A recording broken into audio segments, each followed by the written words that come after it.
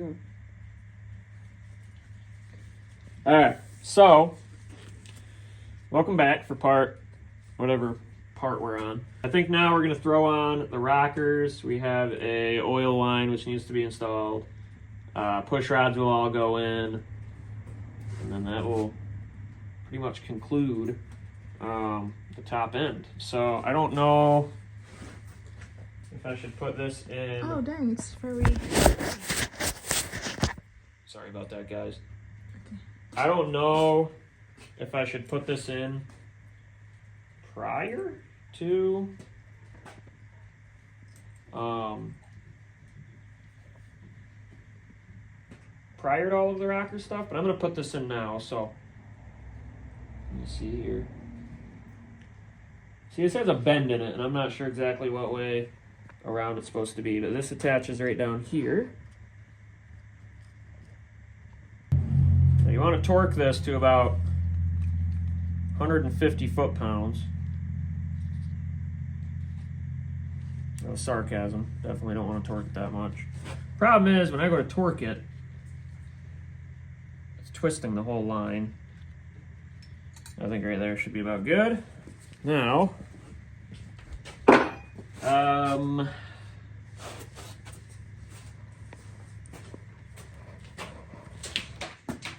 right. Now here we have a T-fitting thing. I don't know if that's what you actually call it.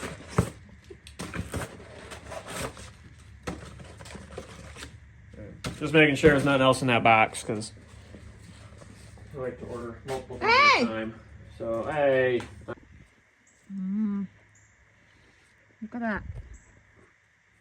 So we're going to put these together first.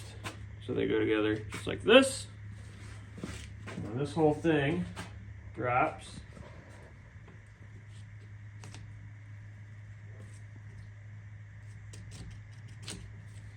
Like such. So now that oil line will feed right into here, which I feel like that's the wrong way around. Maybe not. Okay, it's tightening up. All right. I don't know exactly how much I'm supposed to torque that. It kind of scares me. I think I'm gonna torque it a little more and leave it alone. I'm scared to torque it anymore because I've heard horror stories about people snapping those off. It's not the end of the world if you snap it off, but I'd rather not. Hopefully I have room to put the push rods in. I might have to pull all this back off, but we will hope not. I'm not going to lube the bottom end of these push rods because the rockers already have plenty of lube in them. I'm sorry, not the rockers, the lifters. I think I'm gonna have to pull these back off. All right, so I'm gonna loosen this again and pull it all back off because I'm an idiot. All right, so I was doing things in the wrong order. Push rods need to go in first, otherwise you have no way of putting the rockers on. Go figure. So we're gonna do that now. So all the push rods are now in, but I need to find my adjustment screws for these rockers to adjust the valve lash. I don't know where I put them, but I know they're here somewhere, marinating in a jar. Actually convenient. This is it right here. Is that pickles? So, yes, it's pickles. So these, oh, doesn't smell like pickles. These were all seized up. I wish I could have got videos of what these rockers look like when I got them. They just looked like an unrecognizable clump of rust. Like they didn't even look like rockers. So these naturally needed to be freed up. So they have been sitting over winter in this combination of probably gasoline, mineral spirits, carb cleaner, probably a million other things. So they should all be freed up now, but I'm gonna dump these out. So after a year, let's see what these look like. I shouldn't say a year, I should say about half a year. They've been sitting over winter. And they look, you can see, I mean, it's gnarred up from me trying to get them out, but they look so much nicer than they did. Now the hard part's going to be seeing if I can get them freed up, which hopefully I'll have better luck now that they've been soaking literally all winter. We have 5 that are still on the adjustment bolt. So, all right, we got one freed up. Wasn't too bad. Let me show you what we're doing here. Hopefully I can get all of these undone just as easily. Pop this in here. Oh, hey, this one's already free. Cool.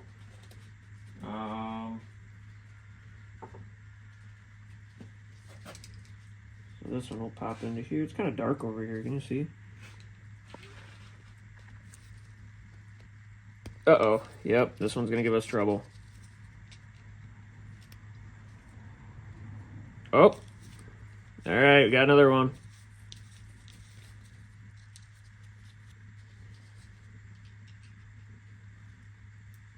Oh, this one came free, no problem. All right.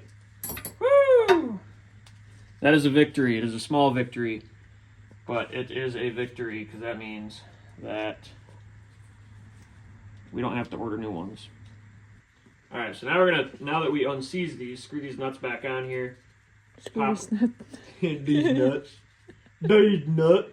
Got them. These nuts. Got him.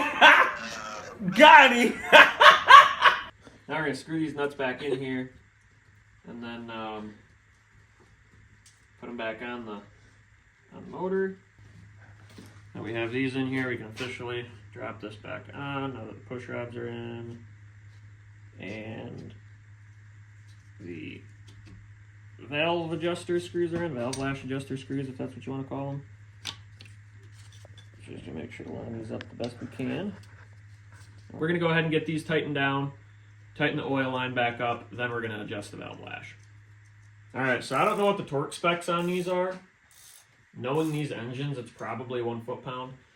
But I'm going to tighten them to German spec, which is Guten tight, and then we're going to call it good. So once these are tight, like I said, I'll tighten that oil line back up. So I know that the way I speak in these videos makes it sound kind of tutorial-like. I wouldn't do anything I say.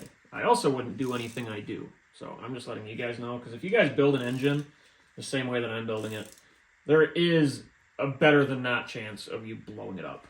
Готовы? Погнали. So, I mean, this is just, the car was free. It's old and rusty. So, we're not building a race car. I'm just saying, I wouldn't be the person to follow if you guys are looking for the proper way to do things. Just putting that out there, just a PSA. Get up in there.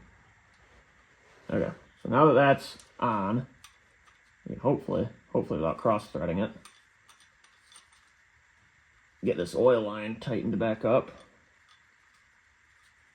I can't tell if that's cross-threading or not, but one way to find out, you remember, guys, don't do as I say or do. But, I mean, if it cross-threads, at least it'll be in there.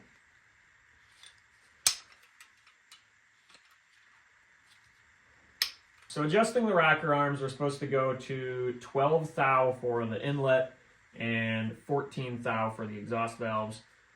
So we're going to go ahead and do that first. I pulled a spark plug out of one of the cylinders just to verify that we get to top dead center. And I'm glad I did. Wait. So. Because that's crusty. So we're going to test it, see if it works.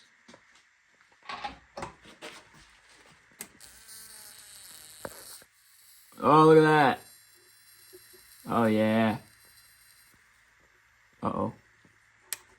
I might have killed it.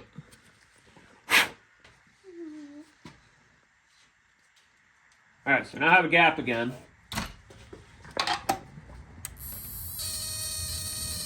Wow. That is actually, I don't know if you can see that, a very powerful spark. All that crud will clean out when the engine runs. It is important that you make sure that the cylinder which you're adjusting the valves on is at top dead center on the compression stroke. So to verify that it's on the compression stroke at top dead center, we're pulling the plugs, we're testing it that way. So while the plugs are out, We already tested one of them and we know that it's good. We're going to make sure that these ones also function. Yeah, see that one's not lighting up at all. A little TikTok shop spark plug tester. Well, that's good to know that we have a dead plug. That one works good. Gonna burn all that crap off. Let's see if I can clean this one up. See if I can get it to work. This one, all I did is hit it with a wire brush. See if that made a difference. Yep. No. We're gonna have to get a new spark plug. I mean, it is sparking, but it's missing bad. So let me see if this will make a difference at all. Clean it up a little better.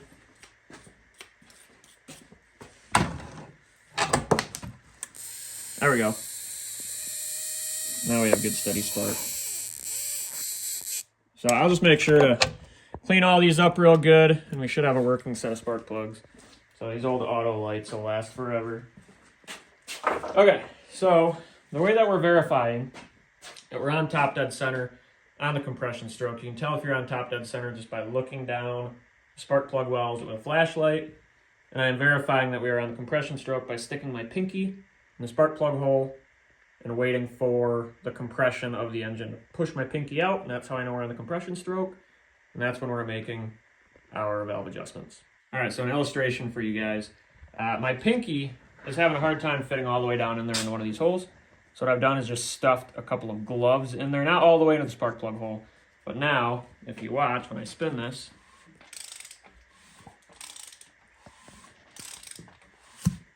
so that's the compression stroke.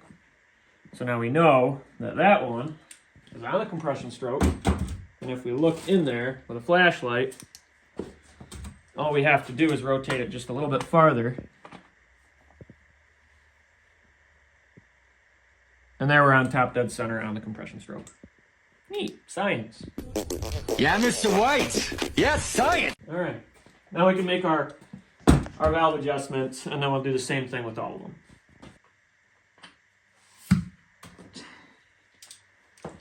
And looking at the flashlight. Top dead center. So just to give you guys a close-up insight on what we're doing here. We have our feeler gauges here. One of them is 14 thou, one of them is 12 thou. So we are loosening the locking nut and tightening the adjuster until we feel a little bit of resistance, and then we tighten it down. Now, when we tighten it down, I'll show you here. Come on over. We know that this is at the correct measurement with the way that the slot is facing. But the thing is, if we loosen this up and we get the slot facing right where we want it, and then we tighten it, it's going to move the alignment of the adjuster. So what I do is use the screwdriver and the wrench, move it a little less than where I want it, so then when I tighten it, it will pull itself to the proper position. So now, when we check that, with that one being an exhaust, it's a 14 thou, that's just about perfect. So, that concludes the valve train. Everything up here now is together the way that it should be. I am going to go through and hit all of these with assembly lube because I forgot to before throwing it all together and adjusting the valve lash. I really don't want to go through all that again. So I'm going to hit them all with assembly lube, rotate it around a couple times to get everything kind of lubed up, and then we should be good to go with the valve train. It's pretty much ready to have the valve covers thrown on.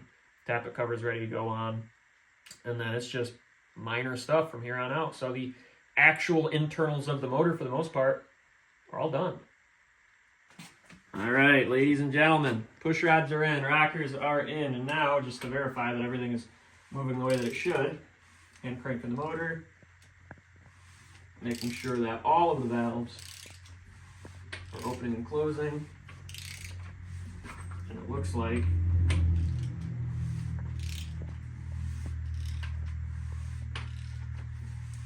they're all moving. Everything feels good. Everything's moving pretty freely. Real quick, before we wrap up, I am going to do a double check on those spark plugs, get them all cleaned up, hit them with some parts cleaner, retest them, make sure we have a really good strong spark from them, and then we'll be done for the day. All right, so all we're gonna do is hit these. Whoa. Whoa, my bad. Hit these with some parts cleaner, which I don't know if you're supposed to do that, but hit them with some parts cleaner and then wire brush.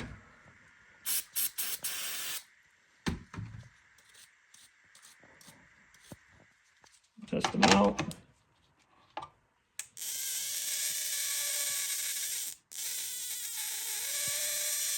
Got a good strong spark on both of them. There we go. Those two are good. Get these last two.